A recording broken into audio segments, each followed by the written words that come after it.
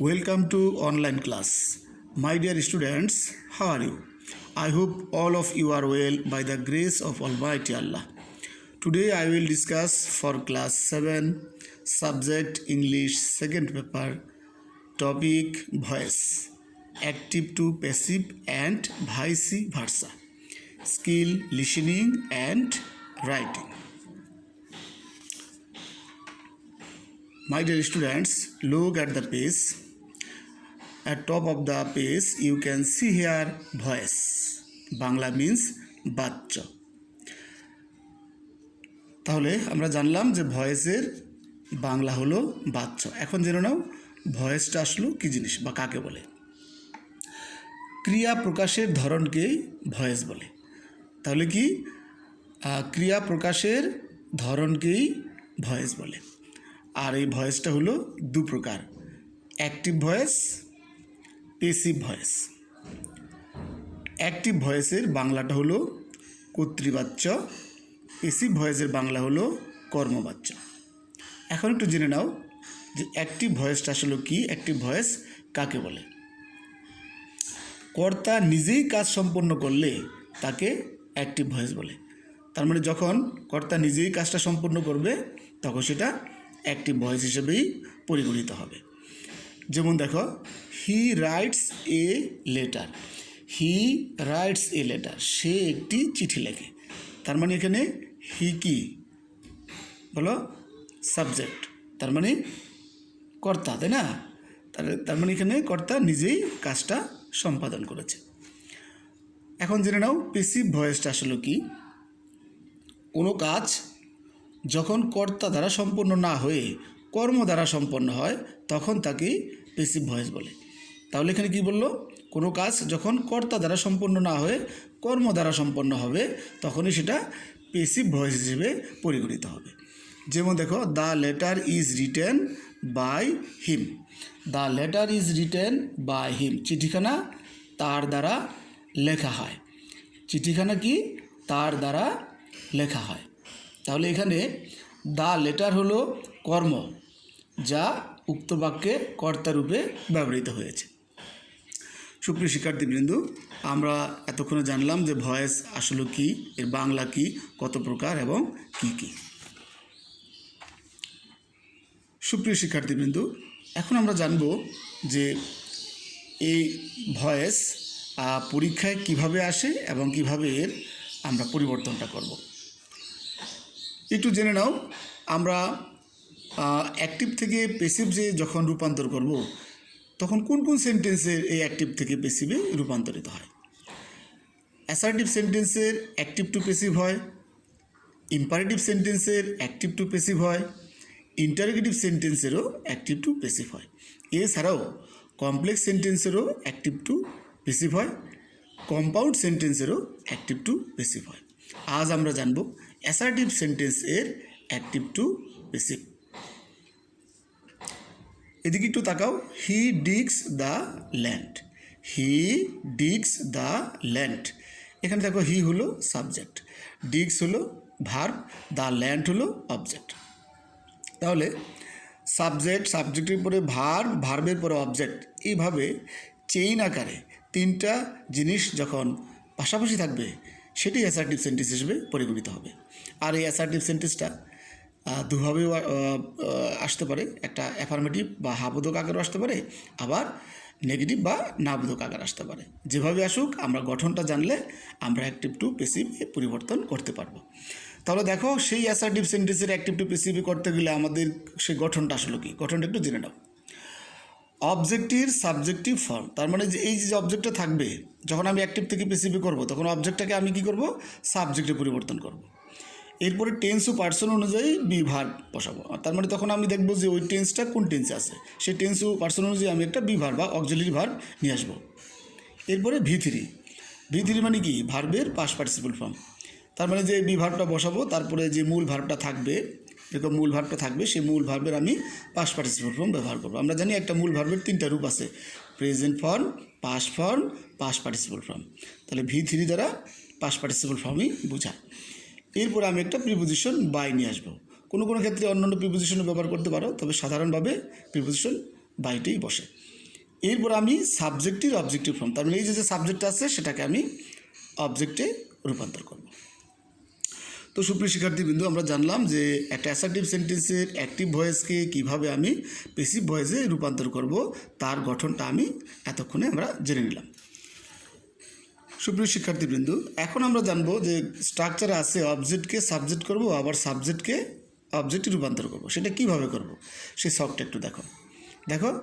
এই সাবজেক্টগুলো থাকলে এই অবজেক্টগুলোতে আমরা রূপান্তর করব, আবার এই অবজেক্টগুলো থাকলে এই সাবজেক্টগুলোতে আমরা রূপান্তর করব।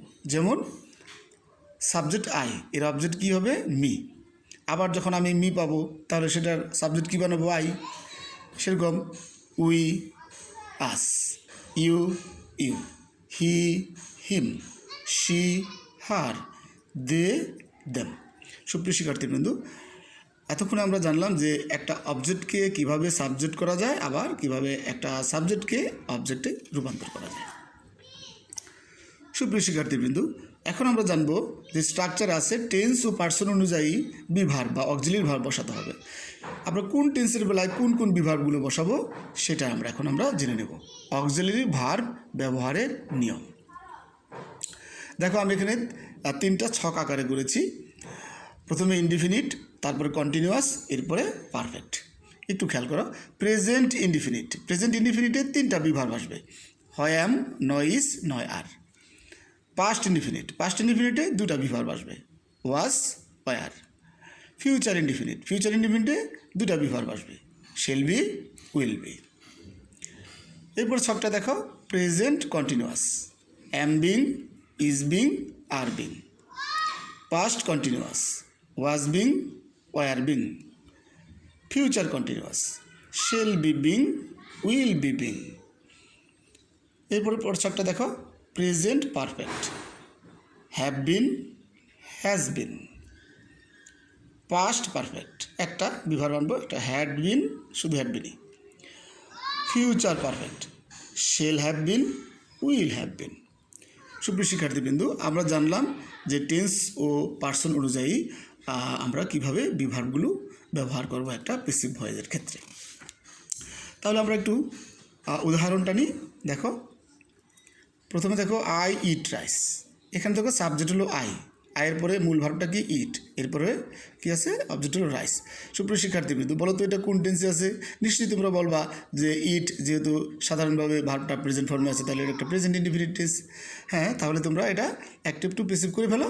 তাহলে সে গঠনের দিকে তাকাও, গঠনে কী বলছে? অবজেক্টকে আমরা সাবজেক্ট বানাতে হবে, তাহলে রাইসের সাবজেক্ট সে রাইসই হবে। আর এক্ষেত্রে আমরা যদি রাইসটাকে থার্ড পার্সন সিঙ্গুলার নাম্বার হিসেবে ধরলে সে ইজি আসে। আমরা জানি subject third person singular number হলে সেক্ষেত্রে প্যাসিভের ক্ষেত্রে ইজটাই আসে। তারপর কি? ইটেন, তার মানে বিভার্বের পরে ভার্বের পাস্ট পার্টিসিপল ফর্ম যে ভিতরি, তাহলে ইটেন, ভিতরি কি? ইটেন। এরপর একটা প্রিপোজিশন বাই, তারপর সাবজেক্ট কি? সাবজেক্ট আই, আয়ের অবজেক্ট কি? মি। এরপর দেখো, you are reading the book, তাহলে আর এর পরে রিডিং, তাহলে এটা প্রেজেন্ট কন্টিনিউয়াস টেন্স। তাহলে সাধারণভাবে আমরা কী আসবে? হয় অ্যাম বিং, নয় ইজ বিং, নয় আর বিং এর চিন্তা করতে হবে। তাই দেখো, the book is being read by you, যেহেতু দ্য বুকটা third person singular number. He has done the work, দেখো হ্যাজের পরে ডান, তাহলে হ্যাভ হ্যাজের পরে ভার্বের পাস্ট পার্টিসিপল ফর্ম থাকলে সেটা প্রেজেন্ট পারফেক্ট টেন্স। আর প্রেজেন্ট পারফেক্ট টেন্সের 2টা বিভাগ আমরা আনি, একটা হলো হ্যাভ বিন, একটা হলো হ্যাজ বিন। তাহলে দেখো, the work has been done by him. They bought the cow, bought বাইয়ের পাস্ট ফর্ম হলে বট সাধারণভাবে আছে, তাহলে এটা পাস্ট ইনডিফিনিট টেন্স। তাহলে আমি করে ফেলি, the cow was bought by them, যেহেতু দ্য কাউটা থার্ড পার্সন সিঙ্গুলার নাম্বার, এখানে ওয়াজ আসলো।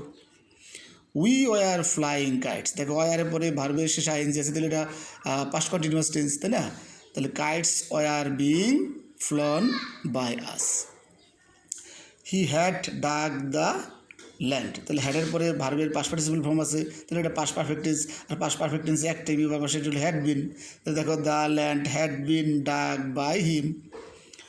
I shall do the work, দেখো শেল বা উইলের পরে ডু ভার্বের প্রেজেন্ট ফর্ম, তাহলে এটা ফিউচার ইনডিফিনিট টেন্স। তো ফিউচার ইনডিফিনিট টেন্সের 2টা বিভাগ আসে, একটা হলো শেল বি আর একটা হলো উইল বি। তাই আসলো, the work will be done by me. We shall be doing the work, shall বির পরে ডুইং, তাহলে শেল বি উইল বির পরে ভার্বের শেষে আইনজি থাকলে সেটা ফিউচার কন্টিনিউয়াস টেন্স, তাই না? তাহলে ফিউচার কন্টিনিউয়াস টেন্সের দুটো বিভাগ আসছে, একটা হলো শেল বি বিং, একটা হলো উইল বি বিং। এক্ষেত্রে তাই আসছে the work will be being done by us. She will have read the book. Will have এবং শেল হ্যাভ এবং উইল হ্যাভের পরে ভার্বের পাস্ট পার্টিসিপল ফর্ম থাকে, সেটা কোন টেন্স?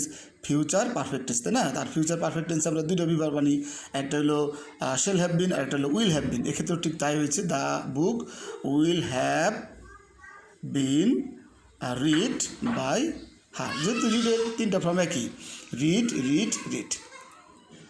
সুপ্রিয় শিক্ষার্থীবৃন্দ, আমরা বিভাগগুলো বসিয়ে প্রতিটা বিভাগেরই উদাহরণ আমরা টানলাম। Now I will give you some homework. Look at the page. Change the following sentences into active to passive. Just active to passive. Now I will read out the whole sentences. Number 1, she called him. Number 2, he has killed the birds. Number 3, the farmer digs the lands. Number 4, we had broken the house. Number 5, they are playing cricket. সুপ্রিয় শিক্ষার্থীবৃন্দ, তোমরা বাড়ির কাজটা পেলে এবং প্রতিটা সেন্টেন্সেরই active থেকে পেসিভি দেওয়া হয়েছে। আশা করি তোমরা নিজে নিজেই তা পরিবর্তন করার চেষ্টা করবে। তো সকলেই ভালো থেকো। Thank you very much.